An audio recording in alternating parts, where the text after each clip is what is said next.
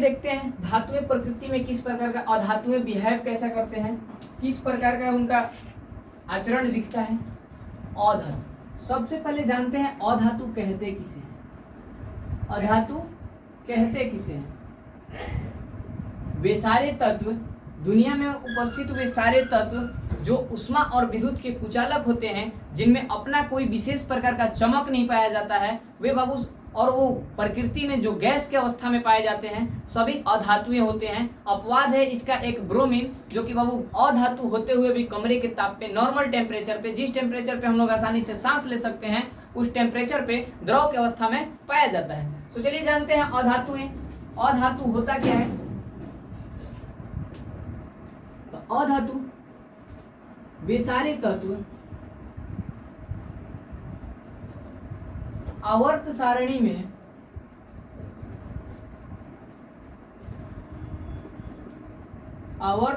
में उपस्थित वे सभी तत्व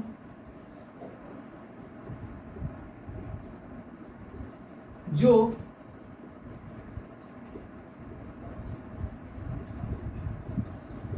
उष्मा और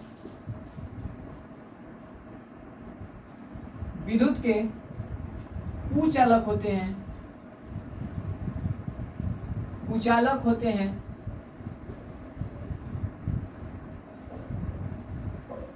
अधातु कहलाते हैं। एग्जाम्पल देख लीजिए, आपका फ्लोरीन हो गया, क्लोरीन हो गया, आयोडीन हो गया, ठीक है, ETC, ऑक्सीजन हो गया, आपका कार्बन डाइऑक्साइड हो गया, कार्बन हो गया, ये सभी अधातुएं हैं। ठीक है, चलिए हम लोग जानते हैं अधातुओं के भौतिक गुण के बारे में। इनका भौतिक गुण क्या होता है? तो अधातुओं का भौतिक गुण के बारे में अगर बात की जाए, अधातुओं के भौतिक गुण के बारे में अगर बात की जाए मेरे दोस्त, तो सबसे बड़ी अधातुओं का, सबसे पहले अधातुओं के इनके अवस्था के बारे में हम बात करेंगे। ये जो हमेशा जो है ना, सभी अधातुएं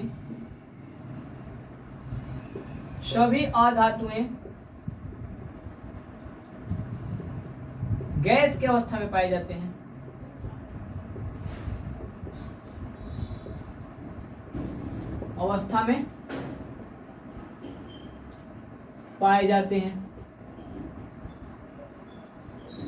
अधातुएं सभी गैस के अवस्था में पाए जाते हैं। और अपवाद होता है बाबू ब्रोमीन।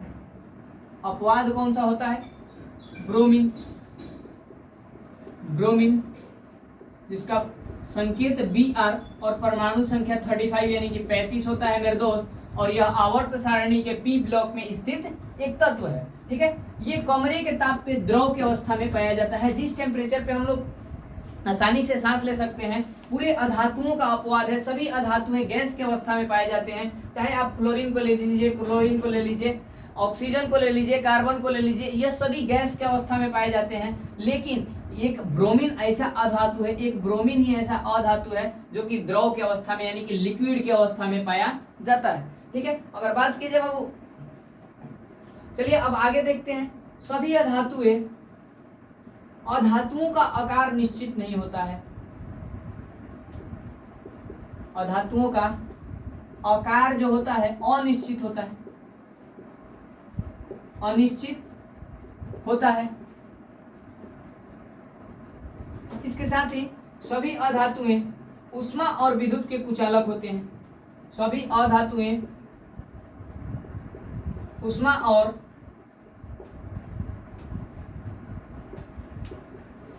विद्युत के कुचालक होते हैं। क्या होते हैं?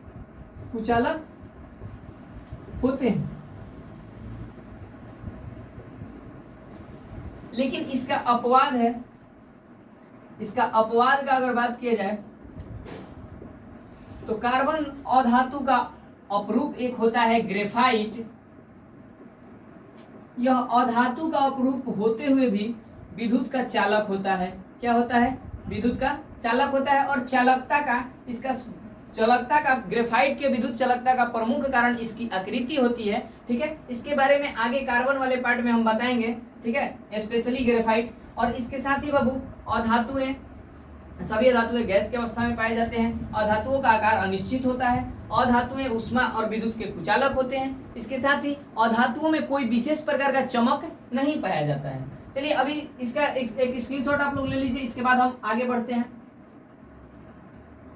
उम्मीद करते हैं कॉन्सेप्ट आप लोगों को समझ में आया होगा। और ज्यादा इंटरेस्टिंग कॉन्सेप्ट को देखने के लिए आप देखते रहिए मेरा यूट्यूब चैनल मिशन वर्दी ऑफिशियल। ठीक है,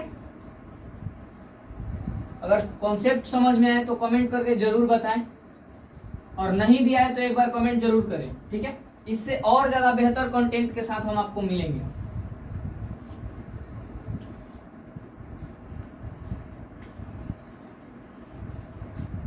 अधातुएं, भौतिक गुण के बारे में हम लोग जान रहे थे। अधातुओं के भौतिक गुण,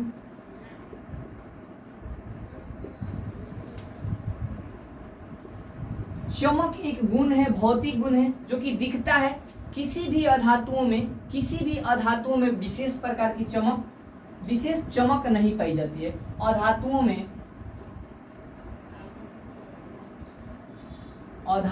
में विशेष प्रकार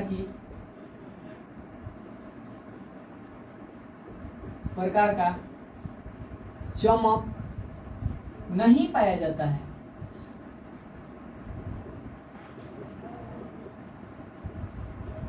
ठीक है, अधातुओं में विशेष प्रकार का चमक नहीं पाया जाता है, लेकिन इसका अपवाद है और आयोडीन। अपवाद है आयोडीन। आयोडीन इसका अपवाद है। Iodine I53। कौन है अपवाद? आयोडीन, जिसका संकेत I होता है और परमाणु संख्या बाबू 53 होता है। यह एक अपवाद है जो कि अधातु होते हुए भी आयोडीन एकमात्र ऐसा अधातु है जो कि चमकीला होता है। ठीक है, इसके साथ ही चलिए अभी हम जानते हैं अधातुएं आघातवर्धनीय और तन्य नहीं होते हैं। अधातुएं आघातवर्धनीय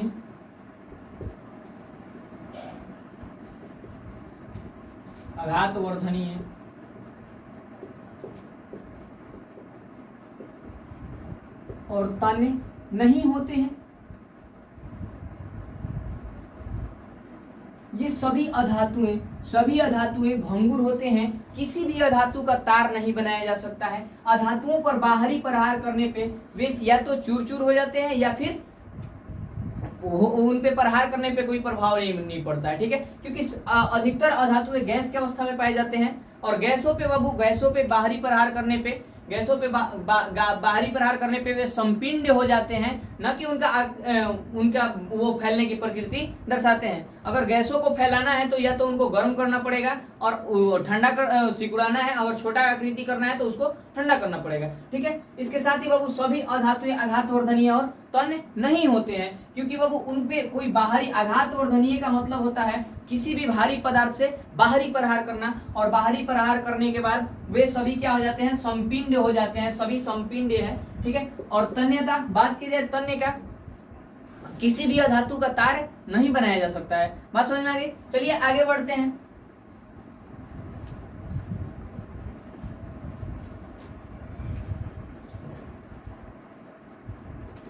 और बात की जाए ध्वनि का, तो बाबू किसी भी गैस पे आप खुद समझ सकते हैं, किसी भी गैस पे अभी यहाँ पे हम लोग इस रूम में उपस्थित हैं। इस रूम का जितना भी खाली आवरण है वहाँ पे वायु भरा हुआ है, और इस पे हम बाहरी प्रहार किसी वस्तु से करेंगे तो किसी भी प्रकार की कोई आवाज नहीं आएगी।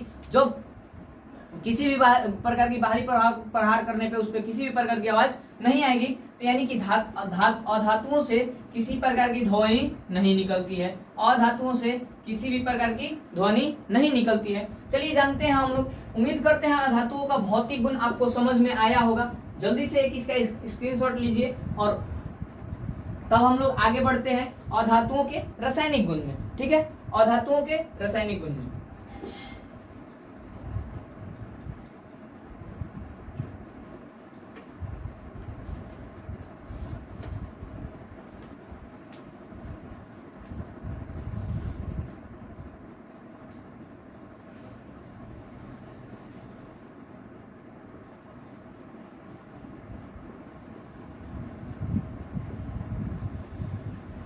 रासायनिक गुण, chemical properties of non metal. चलिए हम लोग जानते हैं बाबू अधातुओं के रासायनिक गुण क्या क्या होते हैं, किस प्रकार से रसायनों के साथ अधातुएं बिहेव करते हैं, किस प्रकार का व्यवहार रसायनों के साथ दिखाते हैं, किस प्रकार ऑक्सीजन के साथ अधातुएं मिलकर के किस पदार्थ का निर्माण करते हैं, किस प्रकार से कार्बन के साथ ऑक्सीजन मिलकर के किस प्रकार का व्यवहार करता है, इसके बारे में हम लोग जानेंगे। रासायनिक गुण का मतलब एक किसी दूसरे रसायन के साथ अधातुओं का व्यवहार। चलिए जानते हैं हम।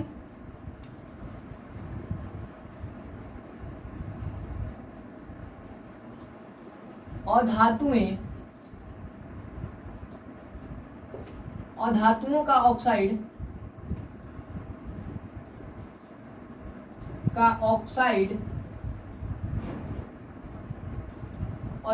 ऑक्साइड अम्लीय होता है। कैसा होता है? अम्लीय होता है मेरे दोस्त। अधातुओं का ऑक्साइड अम्लीय होता है। कैसा होता है? अम्लीय होता है। ठीक है, एग्जाम्पल में देख लीजिए आप, जब कोई अधातु अधातु ऑक्सीजन के साथ अभिक्रिया करता है तो एक अम्ल का निर्माण करता है। ठीक है, चलिए देखते हैं एग्जाम्पल। अधातु plus oxygen O2। यहाँ पे देखिए अधातु, किसी भी एक अधातु को ले लीजिए आप, क्लोरीन ले लीजिए, ब्रोमीन ले लीजिए, आयोडीन ले लीजिए, कोई भी एक अधातु ले सकते हैं। तो चलिए हम ले लेते हैं आपका क्लोरीन प्लस O2 बनाएगा Cl2O, और यह एक प्रकार का क्या है? अम्ल है। क्या है? अम्ल है। इसका व्यवहार कैसा होगा? अम्लीय होगा। कैसा होगा मेरे दोस्त? अम्लीय होगा। अब आप कहोगे कि यहाँ पे 2 कहाँ से आ गया, तो इसके लिए बाबू अलग से हम वीडियो बना देंगे। इसके लिए हम संयोजकता और इलेक्ट्रॉनिक विन्यास के लिए एक अलग से वीडियो बना देंगे। अभी के लिए आप लोग समझ लीजिए कि ऑक्सीजन का संयोजकता क्लोरीन के संयोजकता के साथ रिएक्शन करके और आपस में संयोजकता का अदला बदली हुआ है। चलिए जानते हैं। अब देखिए यहाँ पे हमारा तो क्लोरीन दो हो गया, और ये रिएक्शन हमारा अनबैलेंस है। ये जो हमारा समीकरण है, रासायनिक समीकरण है, ये जो हमारा रासायनिक समीकरण है असंतुलित है। अब चलिए इसको संतुलित करने हम लोग संतुलित करना जानते हैं थोड़ा सा। उम्मीद करते हैं इसी वीडियो में आपको समझाने की कोशिश करेंगे। अन्यथा अगर आप नहीं समझ पाते हैं तो कमेंट करके बताइएगा, हम इसके लिए स्पेशल वीडियो बना देंगे, समीकरण संतुलित का स्पेशल वीडियो। तो देखिए यहाँ पे क्लोरीन का संख्या 2 है, जबकि यहाँ पे क्लोरीन का संख्या 1 है। यहाँ पे ऑक्सीजन का संख्या 2 है, लेकिन यहाँ पे ऑक्सीजन का संख्या 1 है। तो ऑक्सीजन को पहले बैलेंस करने के लिए यहाँ पे 2 रख देंगे हम। अब हमारा ऑक्सीजन का संख्या 2 हो गया, और क्लोरीन अब देखिए 2 × 2 यानी कि क्लोरीन का संख्या कितना हो गया? 4 हो गया। 2 दूनी का 4, इस क्लोरीन के सामने 4 रखेंगे। अब हमारा समीकरण एकदम बराबर हो गया बाबू। ये समीकरण हमारा एकदम बिल्कुल बराबर हो गया। चलिए हम लोग जानते हैं आगे। अधातुएं हमेशा ऋण आयन का निर्माण करते हैं। अधातुएं धातुओं के संपर्क में आकर के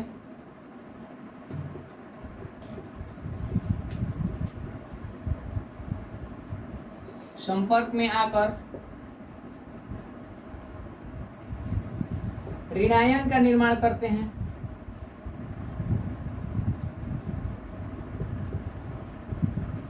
ऋणायन का निर्माण करते हैं। चलिए दिखाते हैं किस प्रकार से अधातुएं ऋणायन का निर्माण करते हैं। तो देखिए सपोज कीजिए अगर NaCl है या MgCl2 है, तो यहाँ पे देखिए मैग्नीशियम। अब बात कीजिएगा बाबू यहाँ पे थोड़ा सा कोर इलेक्ट्रॉन, संयोजी इलेक्ट्रॉन के बारे में हम जानेंगे। तो मैग्नीशियम का संयोजी इलेक्ट्रॉन की संख्या 2 होती है, और क्लोरीन का 2 परमाणु यहाँ पे है। तो देखिए एक क्लोरीन, दूसरा क्लोरीन, ठीक है। और क्लोरीन का संयोजी इलेक्ट्रॉन का संख्या 7 होता है। कितना होता है? 7 होता है। अब देखिए ये मैग्नीशियम जो है अपना एक इलेक्ट्रॉन यहाँ पे देगा और एक इलेक्ट्रॉन यहाँ पे देगा। जो इलेक्ट्रॉन की त्याग करने की घटना